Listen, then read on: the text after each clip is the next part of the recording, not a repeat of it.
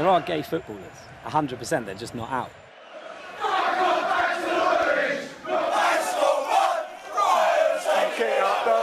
The footballing profession is out of sync with the rest of the world.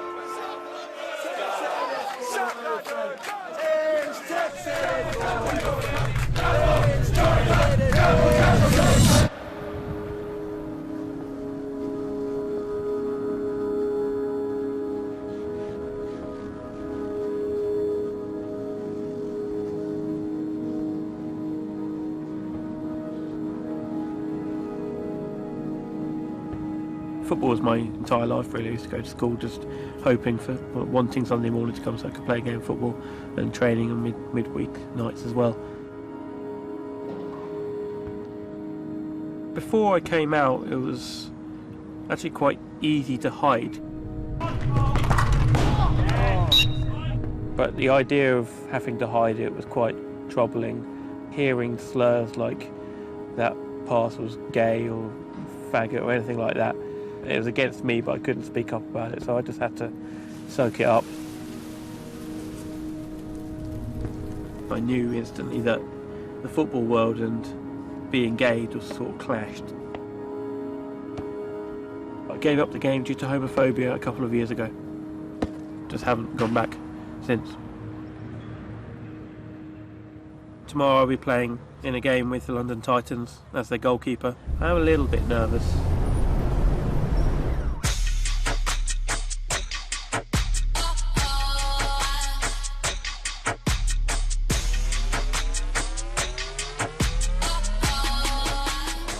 Isn't it? You've got to be there, I think. It's Saturday. Yeah. Alright, come on now, let's go. London Titans are an LGBT football team. We exist to not exist. There should be no need for an LGBT football team, but due to the prejudices and homophobia, transphobia, biphobia that exists in football, we have to exist to provide that environment so people can play football safely and happily. I joined the London Titans because I found out about it through Facebook, and I wanted to join a football club where I wouldn't be judged on my sexuality. So it's just a safe environment for you to be who you are instead of playing for a team where maybe you have to hide part of your personality or part of you, really.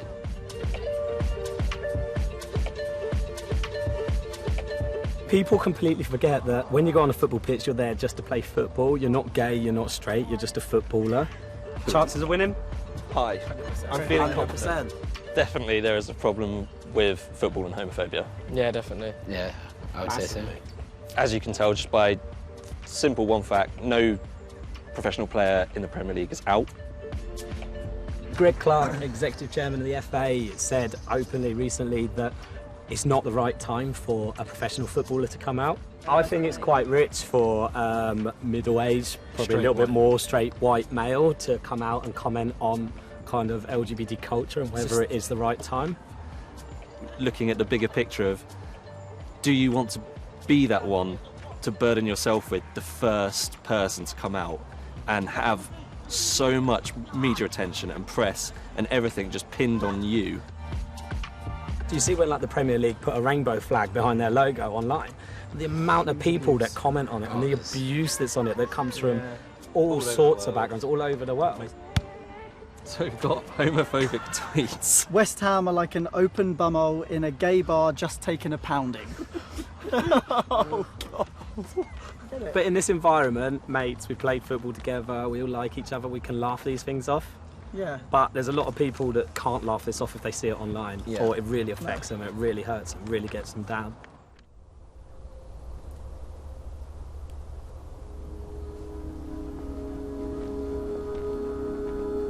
I was quite confident in knowing the difference between the banter in the changing rooms and the lad culture side of it to when it's actually crossing a line.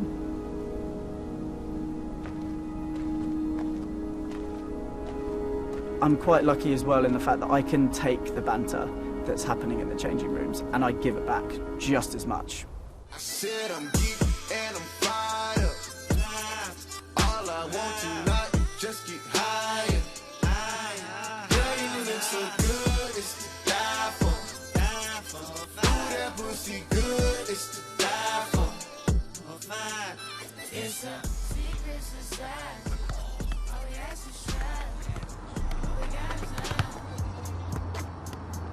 Arkin, when you start. All right. You're in goal, by the way. Before I tell you now. You're in goal. Lads culture, banter and everything is probably the main part. You can have more fun, relax. You can be a bit stupid and get away with it.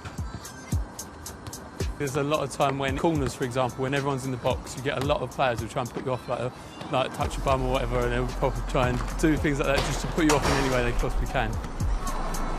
How long was she researching for that? If you fail them, they'll either swear at you a lot or they'll make homophobic jokes pretty often. You can't stop fans shouting what they shout. You can't chuck half the ground out for shouting something. When you brought up gays in football, it did go a little bit funny. I don't know, off the top of my head, a gay person I played football with. I haven't done it myself, but I reckon that if I was five gay guys shouting next to me, I don't know if I'd feel 100% comfortable with it. Personally, I don't feel like I can do anything myself. I feel like it's up to gay people to turn up and then we just not treat them any different. They might be a bit worried, but if they make the first step, we ain't going to kick them out or take the piss off them.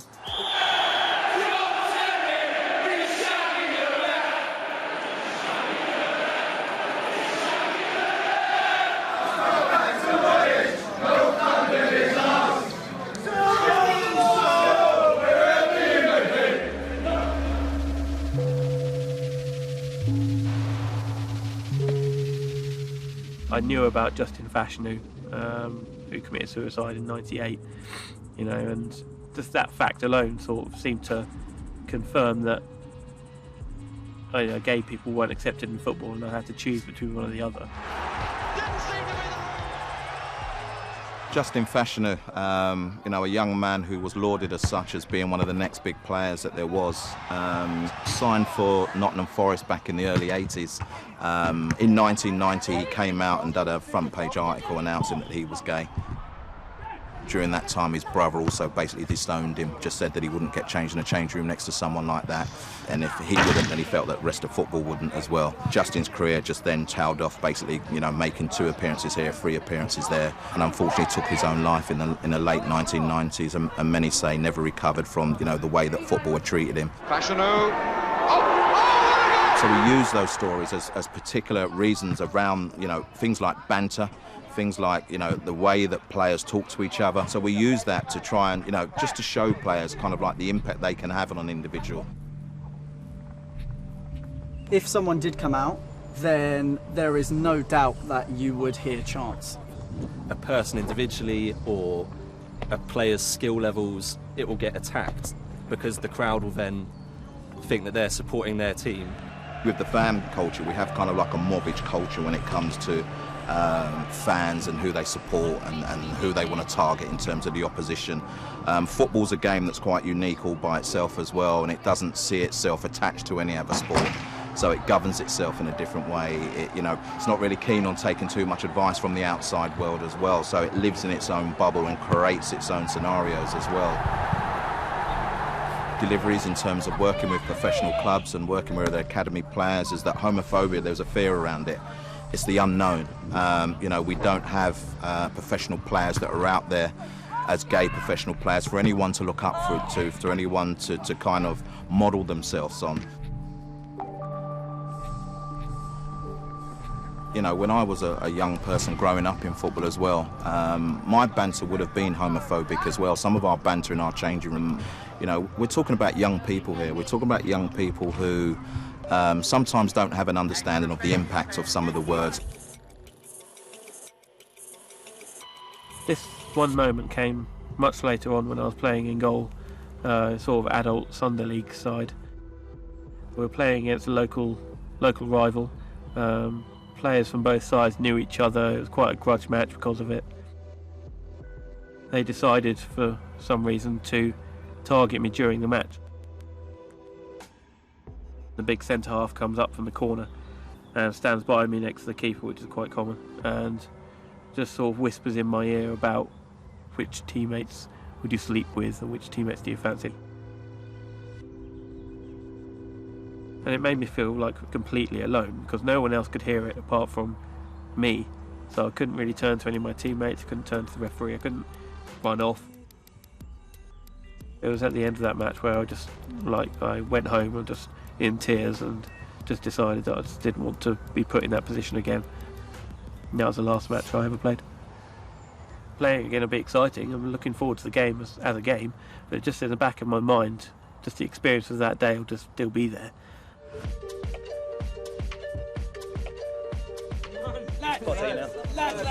I know it sounds bad and they're not going to be like this, but I just imagine them being like quite camped but really good. I can imagine them warming up like, you know what I mean?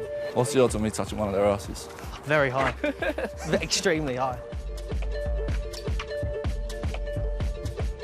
We're about to play the London Titans and I really hope we don't lose. Your defence is terrified and Will Griggs on fire. Your defence is terrified and Will Griggs on fire. Your defence is terrified. I'm happy to play the worst game anyone's ever played on TV before and still win. Yeah, yeah, yeah, yeah. Yeah, yeah, yeah, yeah.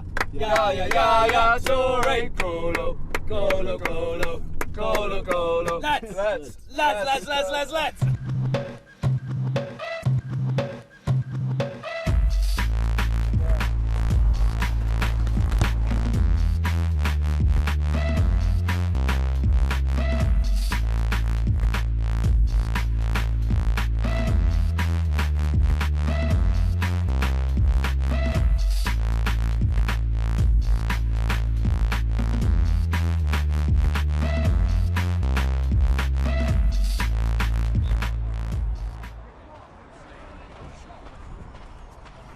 You ready? Yeah.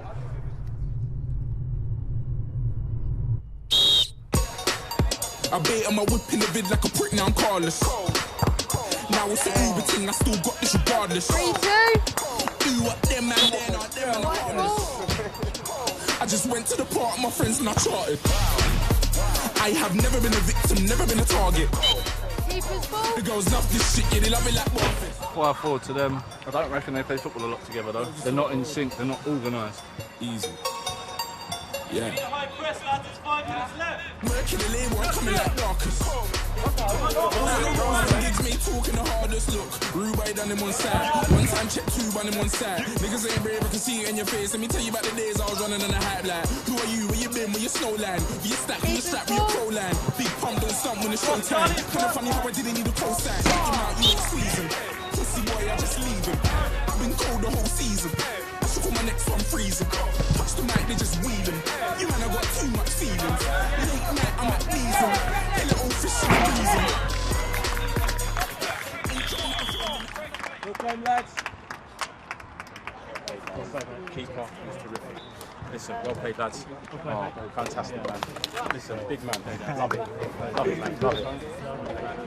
I know. 2-0. That was good fun. That was good fun. That was probably the first time I played football in 2 years. A lot more physical than I remember.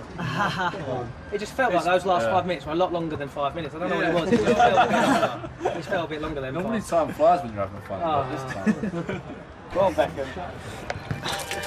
Going into the game, I was unexpected to know what I'm going into. I honestly did think there might be a overly top, quite queer one, but there wasn't. It was just normal guys, just guys playing football. I think they might not want to go in there for as harder tackles. That's our fault. That's our how we see it. Misinterpretation. We shouldn't have seen it like that, but it's just how it felt naturally going in. Yeah. FIFA made the decision yesterday that if they hear homophobic explicit games, they're going to cancel the match. They're going to do it. But what is it? Yeah, but that won't happen. You can't do it. In a World Cup, the most popular sport ever, you would not be able to stop a thing, otherwise you'd be caught under match. Compared to that, like if somebody says something unacceptable, you should be the one calling them out on it, as opposed to just having a little chuckle and staying a bit quiet, because it shouldn't be accepted anywhere.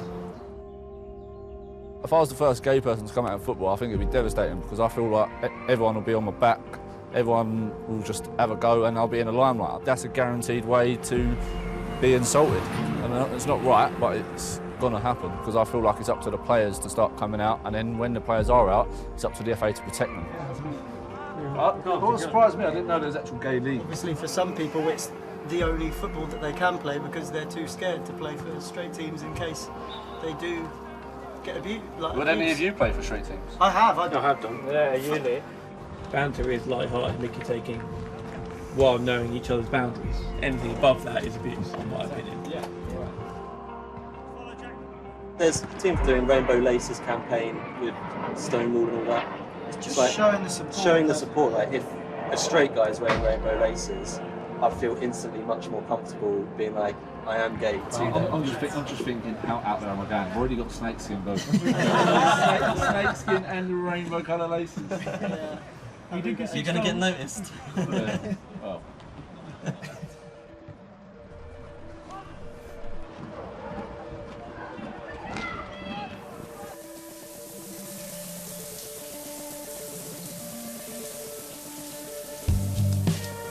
Really enjoyed it. We lost in the end by a couple of goals, I think.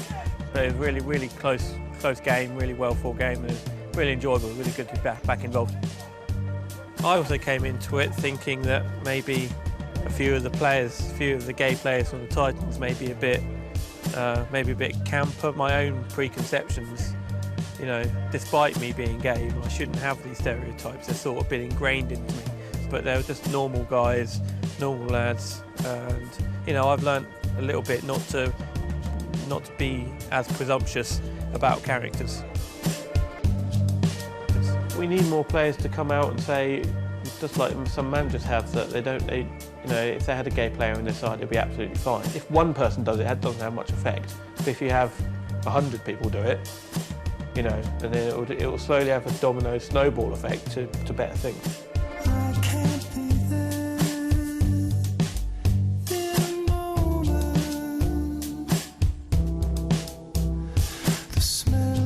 Does your boyfriend know you're here? So long as you say no homo, it's all sweet. Brighton ain't a football club, they're a gay club, lol. Nobody likes us, we don't care. Millwall, lol. John Terry's queer, he takes it up the rear. He loves to sit on Costa's face. He takes it up the bum. He's just a Chelsea scum. We've got Dimitri Payet. Repeat again and again.